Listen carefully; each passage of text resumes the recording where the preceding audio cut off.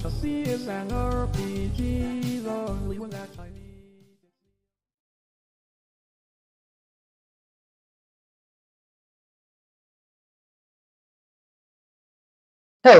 and welcome back to round 3 of the first week of season 2 ETS Open presented by aReNGee Eternal. I am TheSkeeJay, and finally I am joined by a partner in the booth. I'm joined by ExKirby. How are you today, Kirby? Hello, Internet. It is me, your ExKirby, and I just have to get this out because it's contractually obligated. It's just the standard opening. I'm doing fine, mate. How are you? Great. I want to hear what you were. Was that the end of your opening? Yeah, I'm done. Okay. Round number 3. We're taking a look at two very successful ETS players dating back to the beginning of last season, at least last year, 2017. childroland, who is an invitational champion back over the course of 2017. Mouche, who was a player in our World Championship and successfully made day 2 on the back of a very nice run in the bottom 4, which is a kind of a unique thing, but it worked out for him quite well. childroland's going to be playing a deck called Dark Heart. It's basically a Praxis deck with a little bit of Shadow for Dark Return, IN, Banish, Statuary Maiden. It's up against Arjapur Midrange, a deck that is coming off an invitational win of its own, except instead of the Crown Watch Traders that we've seen, he's actually back on the 4 Impending Dooms.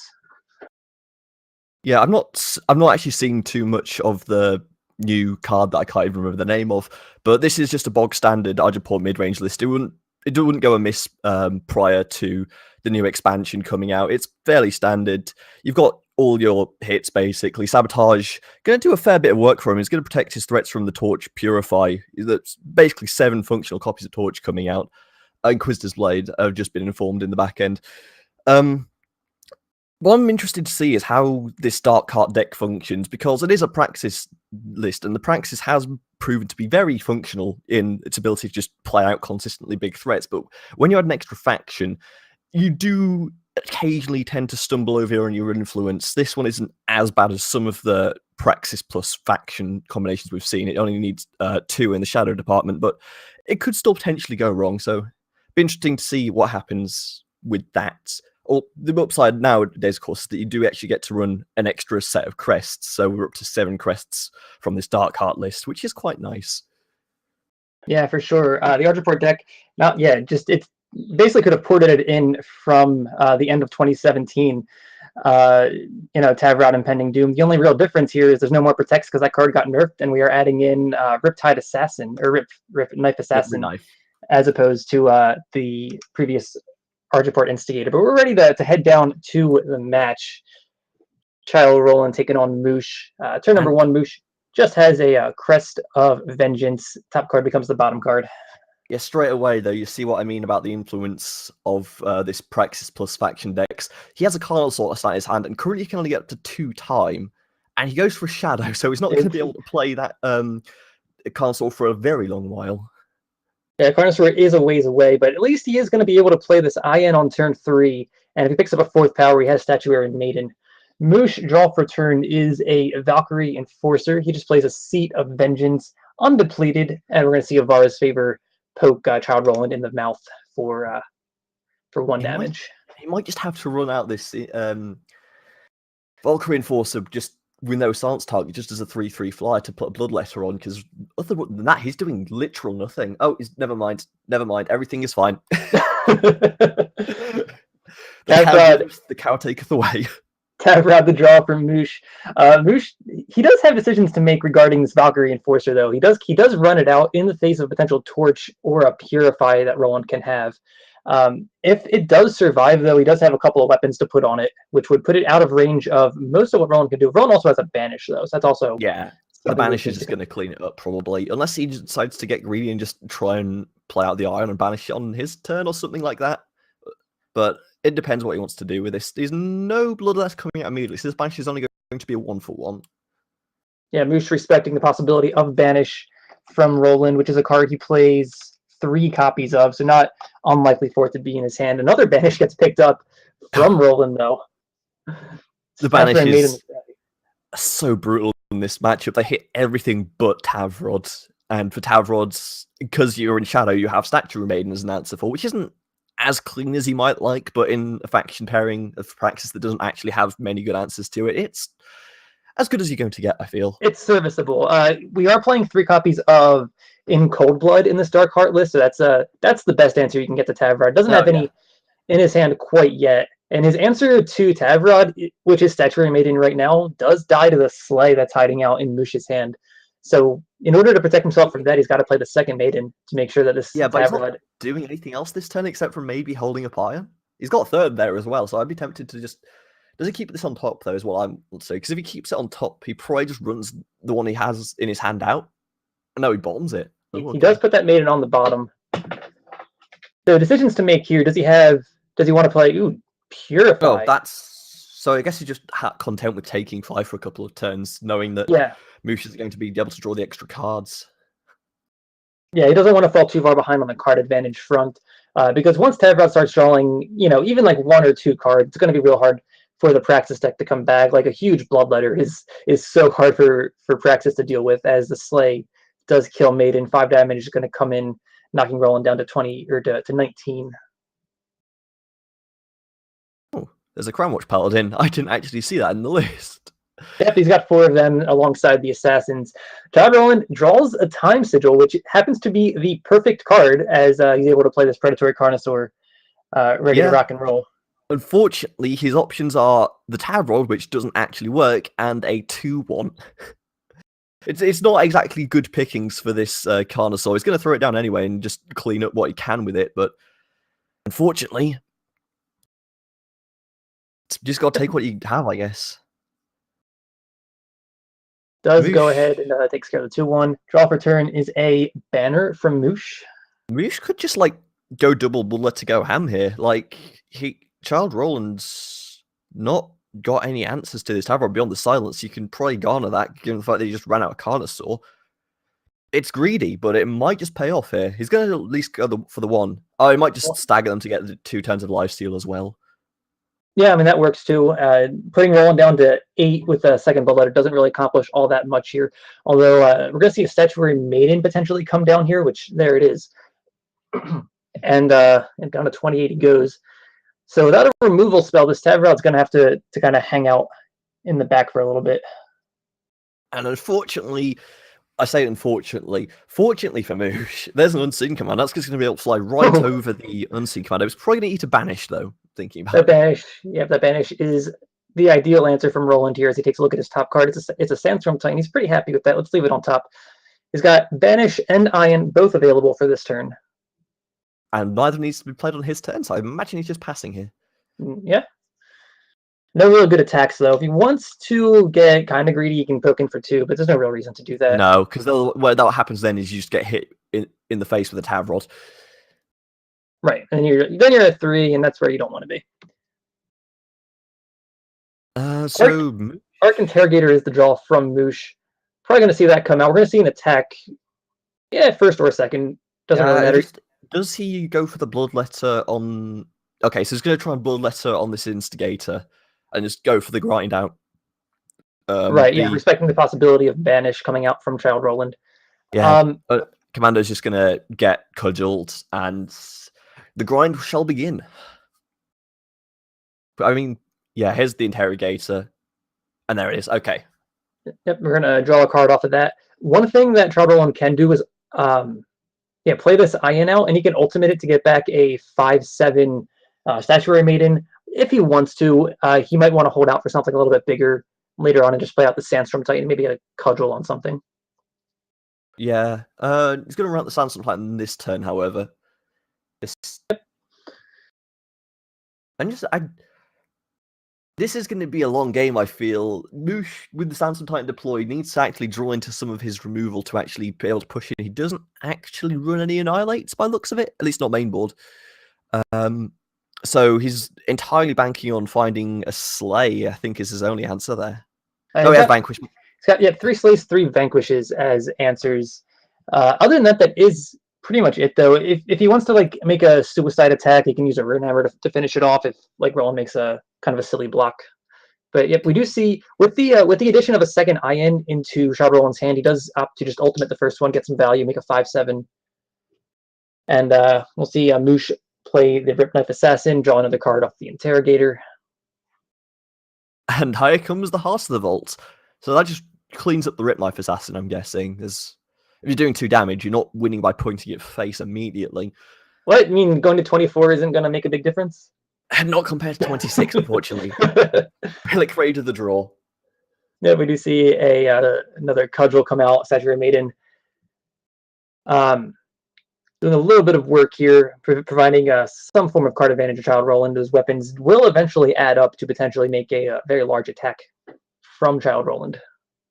Childroland's hit, because of the Heart of the Vault, his board's actually looking quite wide. He could potentially just consider ace-basing a couple turns if he keeps drawing into units. He doesn't play the Relic Raider this turn. Instead, goes for a 10/10 Carnosaur to the face. Okay. Yeah, I mean, if Mouche decides not to block, he's dealing 10. And if he does decide to block, he gets to whittle down this board 1 unit at a time, which is also something he probably wants to be doing.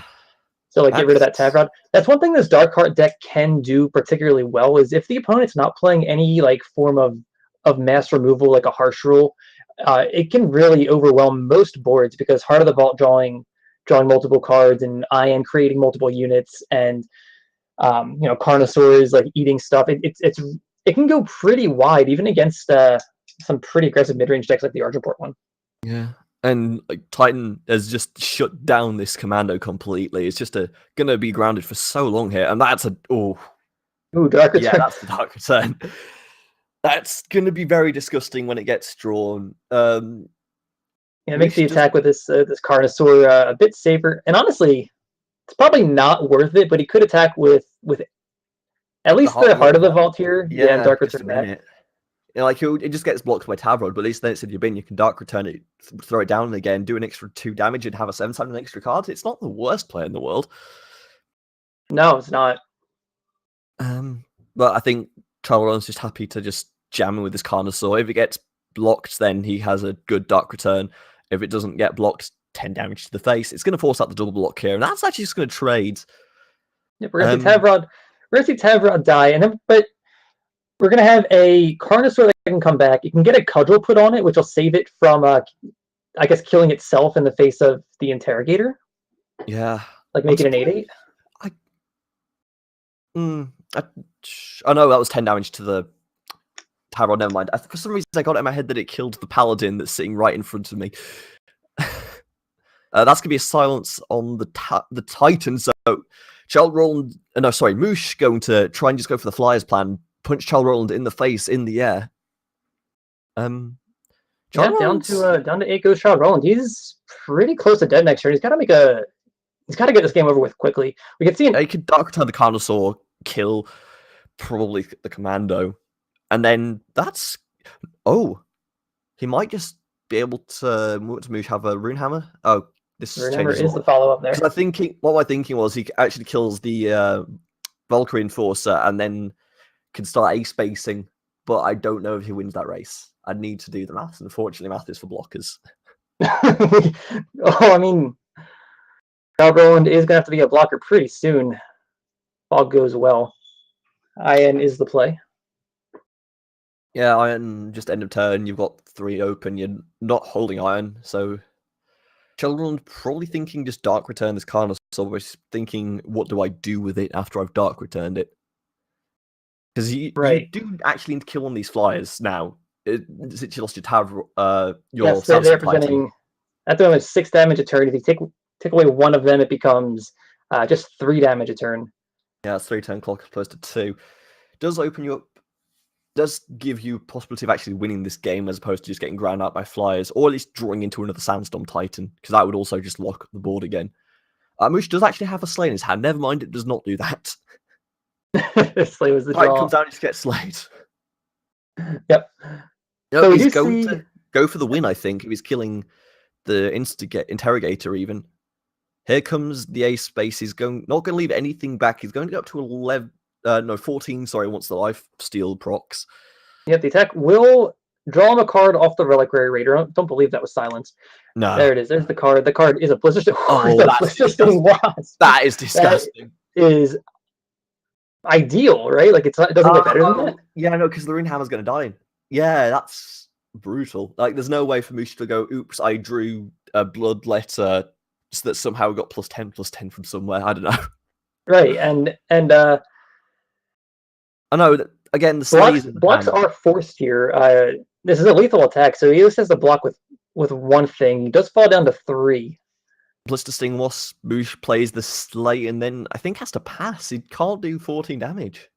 Does he even play this? No, he just scoops He just says no. He just says, I'm done. No more Eternal for me. You got it, childroland. As childroland, Dark Heart takes the first game against Argenport mid-range. So I guess while they're taking a look at their sideboards, I guess we should do the same. Dark Heart is taking a look at a second copy of Dark Return to go with the first one he has. 3 Annihilates, 2 Xenon Initiations, 4 copies of Dawnwalker. So all the Dawnwalkers are in the sideboard. 2 Scorpion Wasp, a copy of In Cold Blood, and 2 Xenon Obelisks. So what are we looking at here? I'm thinking, how much? It's just the Valkyrie Forces that silence from the Argenport list, I think. So you could potentially go for these Dawnwalkers and try and win a more grindy matchup. I don't know if that's the direction you want to go in, but that's the direction you possibly can do. Annihilates are super good in this matchup. They killed every threat bar Tavrod, I think. He certainly main boards.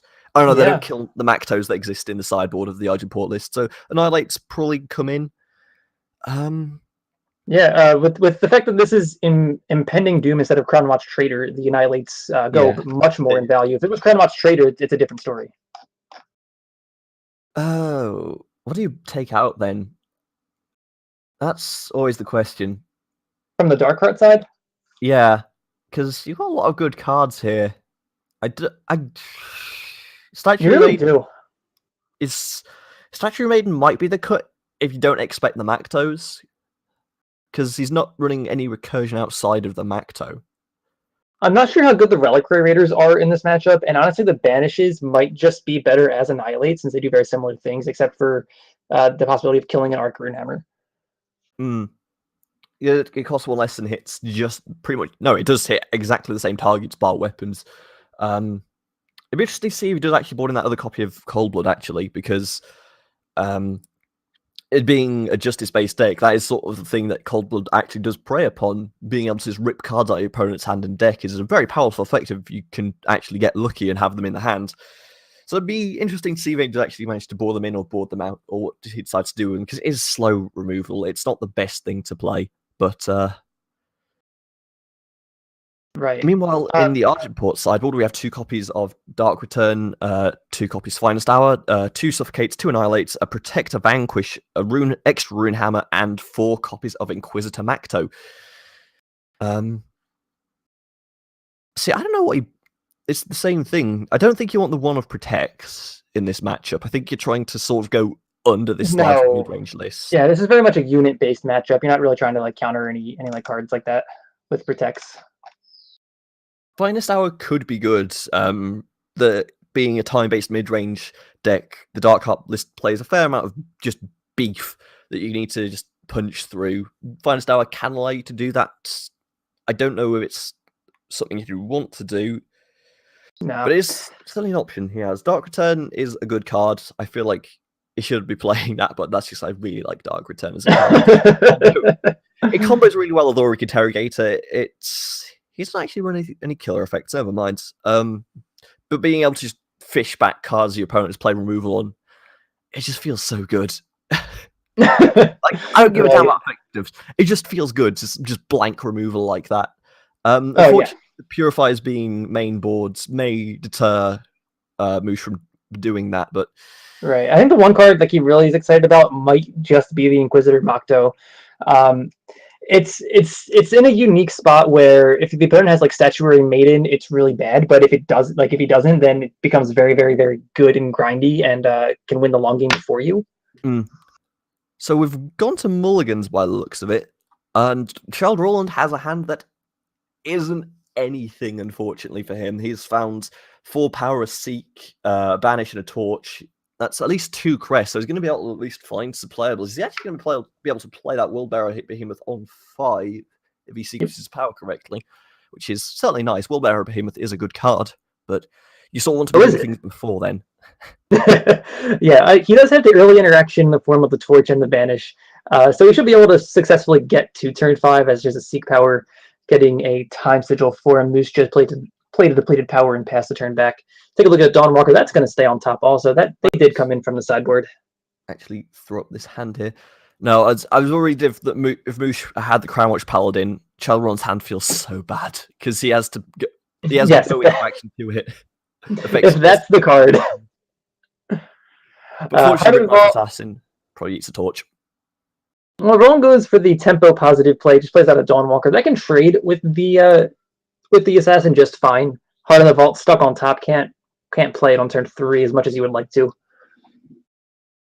But see, if you somehow managed to play 3 Workshop Forges, but no, it's just going to get silenced up, and the Assassin is just going to jam straight in, get the Warcry, and trade off. Trade's still made. Childroland's got to be pretty happy about that trade, though, as he gets to keep the Banish and Torch in his hand, and is able to use his unit to deal with the Assassin. So he's able to torch the Valkyrie Enforcer. He's able to play out a 4th power. It's undepleted, so he can hold up the Banish as well. What's Mouche got here? He's probably just looking at jamming this Unseen Commander that's got the Warcry. Goes up to 4. And yeah, he just goes for the Warcry Unseen Commando, and that's probably going to just eat a Banish. Roland's got to be thrilled about using this Banish on the Warcry hit, and trade trades his entire turn. Now he has another Torch that he can use to finish off like the actual not buffed Unseen Commando. Have Rod the draw for Mouche. Can't play it. Stuck on 4 for right now. Roland gets to attack. Get up to 6 next turn.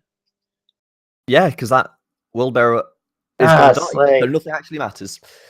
Nah, nothing ever matters. So Roland's just going to be stuck with a heart in his hand, unfortunately. And Mouche has the Tower of Rod. He can't play it this turn, but he's certainly going to be looking towards it. Probably just running out an Unseen Commando this turn and holding nothing. He doesn't really have anything to hold. No, his other option, he can Dark Return the buffed Unseen Commando, and it looks like that might be what he does. Like, what are you scared of if you do this? You've seen a Banish from your opponent, so he's less likely to have it. I think you've seen two Banishes, no? No, I've only seen 1 Banish. I think in the last game he had 2. So yeah, it's just mystery a big draw. Probably going to have to 2-for-1 himself. And unfortunately, there's this thing called a Scorpion Wasp that was in the sideboard. Well, Roland has this interesting decision to make where he has to decide if he wants to use a Scorpion Wasp on the Unseen Commando now or potentially kill a Tavrod with it. I think, just thinking of how his next couple turns are going to go, I think he has a Scorpion Wasp here because he's going to tap out for Heart of the Vault anyway next turn. Yeah. Having a Heart of the Vault will at least stop Tavrod from doing damage. Even if it potentially draws Mouche like a billion cards, just being able to not take 5 per turn is probably just good enough in this situation. If Childroland's able to draw... I was thinking if he's able to draw an undepleted power, he can use Torch to actually finish off a Tavrod after he blocks. And which he does. He gets the Shadow Sigil. He's able to play that out, hold up Torch. If Tavrod attacks, he will be able to Torch. Now, Mouche, unfortunately, does have the Protect. He also has a Runehammer that he can use to finish off the Heart of the Vault. It's just kind of prime blowout material. It doesn't have a 6th power, though. It can only do one of those two things. That does actually end up being like a 2-for-2 if that happens. Or I guess a 2-for-3 once you end up clearing up the Runehammer. So it's not a terrible trade to make with Child Roland. Yep, Tavrod does miss. But yeah, Mouche does have to decide if he wants to use Protect or Runehammer. He can't do both. Child Roland not going to throw this Torch until end of turn, I think. No, he's going to force Mouche to commit to one of those 2 lines. Not that he knows what's in his hand, but he does want to minimize the information he provides. I think he might have scouted a... No, there's no chance for him to scout a pause. No, I don't think he knows about the Protects. He definitely knows there's something now. So he's going to fire off the Torch. It's going to get protected, and that's there it is. A bit of a blowout. But now Child Roland can just... Purify. So good. He's going to jam in here. He's going to try and bait out maybe just a double block, maybe? Even if you get the single block off Tavrod, it's just easy Purify, or just... No, at that point, you just burn Torch. Well, I think what happens, if we do see a double block here, you Torch the Unseen Commando before damage, and then you're able to Purify Tavrod to actually kill that also. Yeah. You just kill everything in that case. Instead, we're just going to see a Torch answer the Unseen Commander. That's not going to get to attack. We're going to silence Tavrod. That's not going to at least generate any value. It missed last turn, so he doesn't. It actually ends up generating 0 value outside of just getting silenced. Yeah, Tavrod's just a 5/7 endurance, right? I don't get what's so scary about it. Well, now it's just a 5/7 without endurance. Yeah, not even that good. Why are people so scared of it? So yeah, Mouche can use a Dark Return and play the Dark Return unit. He can use a Dark Return and play one of his 4-costed cards. Probably the Impending Doom would be the choice, or you can just play the Impending Doom and not Dark Return. All those options are pretty good. Impending Doom and not Dark Return. If you don't have a Dark Return target that you want to play that turn, you can just hold it, and if this Impending Doom dies, then you can just fish it immediately back. That's the power of Dark Return. It costs 1. You can just hold it as long as you need it to, and play it on the same turn as you play the thing. It's great. Yeah, there's very little incentive to preemptively Dark Return, especially in this spot where like you're not sure how the next couple turns are going to go. Like this turn, he's going to Dark Return the Unseen Commander because he knows he's going to play it in the very same turn. When your opponent goes to 10, you can fish back lethal. That's probably that's a game. That's going to do it. Yeah, childroland is not able to deal with these flyers. Seed of Impulse will come down. It's depleted. It's not going to help him. It doesn't block all that well. Slay is going to say you can't block either. We're going to attack for 15, actually 16. childroland's going to fall down to -6, and we're going to have to go to a game number 3 as Argenport midrange takes game number 2 against Darkheart. Yeah, that's the sort of thing you need to be wary of. I don't know if attacking once. I think what happened there is childroland tried to get a greedy play where he tried to force a trade of the Heart of the Vault. And then Mouche said, okay, let's race. I have more damage on the board than you. I can do this. Right, that's the real strength. Fish back lethal. That's the real strength of Argenport is that a lot of their threats do fly. So if Heart of the Vault doesn't do all that well against a bunch of 5/5 flyers. So once if the ground gets stalled, Argenport definitely has the advantage in the form of just like this unblockable essentially damage unless you draw Purify or Scorpion Wasp or Sandstorm Titan. Yeah, Titan is the main card you need to just be able to show up all the flyers, but again, it's just such an easy removal target to make. Yeah, Argenport cares. They care very little about Sandstorm Titan just because they have so many slays, so many vanquishes. They're like, all right, you have this color, that's final. I don't even care. It's not even that good. Yeah, like this is the problem when everyone complaining about Titans. Like, do you know how easy this card is to remove? Tavrod is a little stickier, but yeah, just being able to kill the Titan that you need to basically rely on to not lose the game is so good. But yeah, we're eventually going into game 3. I think some of the players, one of the players must have gone back to their sideboard. I want to think back to that game. Which sideboard cards did we see from that game? I know we saw the Dawnwalkers and and a Scorpion Wasp. The one of Protect that actually ended up being really good. Yeah, the Protect actually almost won. Like it played a major role in winning that game. The old Silver Bullet Protect. But yeah, we saw they are ready to go back in game. By the way, but yeah, Dawnwalkers, Scorpion Wasps came in from childroland. We know we saw the Protect from Mouche as well. So childroland has the old slow power hand. He's gonna be able to play every card in his hand, fortunately for him, and he's just deciding whether or not he wants to keep the Dawnwalker. He does not in this matchup now. I think once you think he's just scared of the Valkyrie Enforcers now. I think. Yeah, I mean that may have influenced that decision, but he may just be looking for undepleted power, so he doesn't have to play off curves so hard. Like if he's able to draw like a Seath, and he's able to play like the Blistersting Wasp. I'm sorry, for this World Bearer Behemoth is also quite important. Yeah, does actually have influence for it. He does need to find a third time as well. A third time. I can't count. It doesn't matter. He got there anyway. Chooses not to play the Wasp here. No. Yeah, Unseen Commando, the turn 3 play from Mouche. Annihilate the draw from childroland. Decisions to be made here if he wants to annihilate that or potentially play one of the 3 units that he can actually cast in his hand. I think he might just have to. I don't know. I don't know if you have to annihilate it yet. I'd tend to annihilate it because that lifesteal does actually add up. When you are a deck list that has no real form of reach aside from just punching your opponent, it's going to burn the Scorpion Wasp on this, actually. He does go with the Wasp. I was thinking he might just want to use like IN end of turn, and then he's able to like maybe play 2 cards next turn, the Wasp and the Annihilate. But then when are you playing the Scorpion? You gotta play the Scorpion Wasp eventually, right? I think you have to play it now with Ever and just annihilate this Impending Doom. And then just have this Scorpion Wasp like a Tavrod or a Macto that Mouche apparently boarded in. He chose to hold the Annihilate. He didn't want to use it on his own turn. The reason you would use it on your own turn is to play around a potential Protect from Mouche, which we saw last game. But we also know he only has 1, so yeah, I think how much do you want to expect it versus like play into a weapon or something? Mouche probably just I think his players just play that Sigil and then play Tavrod or Macto. The decision is which one do you go for. He's probably thinking he has 2 Vara's favors in his hand. They don't unfortunately add up to 3. This Wasp is going to be able to threaten to block. Unfortunately, the Annihilation is going to actually be what happens if he does swing. Yeah, I think the line from Mouche might just be like trade your Impending Doom with the stupid B, and just play out probably the Macto would be the play I would make in Mouche's shoes. So I'd play the Tavrod, because if the Macto dies and then you play the Tavrod, you can bin your own Macto.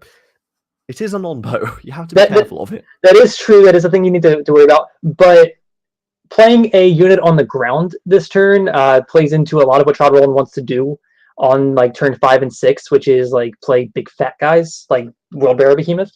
It's not the worst thing in the world. It's not like you can buff it or anything like that, but that's 5 damage you're missing. childroland has the Z initiation that does kill a Tavrod. That will take care of Tavrod. Yep. Mouche probably swings with Tavrod because childroland can't hold anything up here. He's gonna just hope to hit something with his Tavrod basically. Well, I mean, even if the World-Bearer Behemoth does block, he's got the Vara's favors in his hand. Oh, that's the 3rd Tavrod miss this game, this series even. This series, Tavrod, I don't think has drawn a card yet. Yeah, he's definitely not drawn a card. I just can't think if it's the 3rd or 4th time that's missed. It's not been good. This is the problem with Tavrod. Yes, he does say draw cards. You have to put those cards in your deck to draw. You're only playing 3 Rune Hammers, 4 Interrogators, and I don't think I've actually seen an Interrogator post board. So I don't. He may not have them. He might. The new version of Argent Port has the Inquisitors played as extra hits, and that's a pretty big difference in terms of like the odds of hitting. As Tavrod does bite the dust here, World-Bearer draws a power, and then childroland's able to play another one. He's able to hold up both IN and the Annihilate this turn. That's what he gets for playing a basic Sigil over the Crest on this turn, able to hold up 2 different cards. But unfortunately, because he didn't use the Annihilate on the Impending Doom, this Macto's just going to get him for 5. Like, that's just a fact of life. That is true. Yep, holding the using that Annihilate. The Annihilate did lose a little bit of value by not killing the unit that it could have killed, right? Yeah, because there's no guarantee you're ever going to see another one. Yeah, the five threats are all multi-faction. Basically your best interaction is that Scorpion Wasp and the Cold Bloods that he might have in his main deck still, I don't know. This is probably just a jam with World-Bearer and hope to... he draws a card first. Might have been worth it for him, and he drew a power to attack with the World-Bearer first to try to like minimize the chance of drawing the power, because like, I don't know, maybe he drew that Time Sigil off of World-Bearer instead of drawing it off Temple Scribe, and he draws in Cold Blood instead. Oh, it's fun because he's going to draw in Cold Blood right now after he goes to 5. Exactly. It's not really going to help him all that much, though. I mean, if he goes to 5, IN puts him up to 8. Finest hour of the draw. Oh my god! Actually, childroland's at a virtual 1 right now. Yeah, you could go. I think you got just Vara's favors the 1/1, just because the difference between 2 and 1 to Argent Port is. It doesn't mean anything, but he was 1 damage shy of just like actual lethal this turn. Yeah. He does Vara's favor face. Okay, Vara's favor. He needs to draw his 4th copies of Vara's favor to get lethal.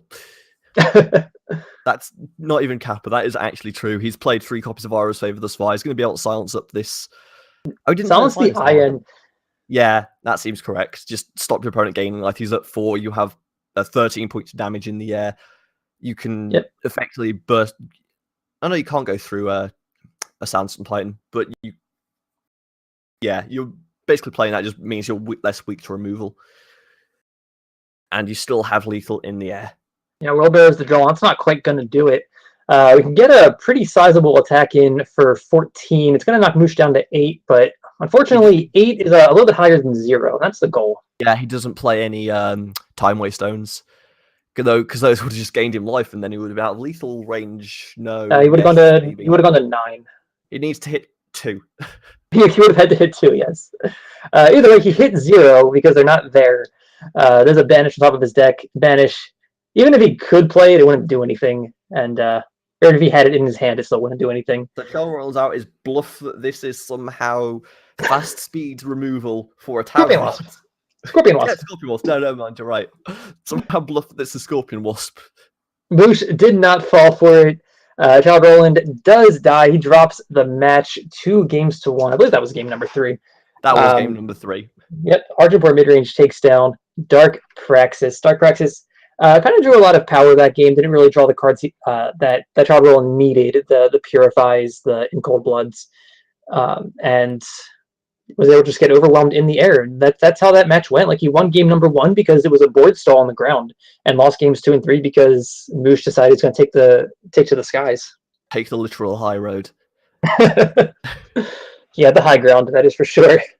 Yeah, Macto did a lot of work there for him. I didn't know whether it was worth bringing into the Purifiers and the Statue Maidens, but it worked out really well for him. Just being able to just punch your opponent for 5 every turn as a 5/5 flyer works out pretty well. Like, it doesn't need to be revenge, it just needs to be a flyer that punches you in the face, and eventually you'll get there.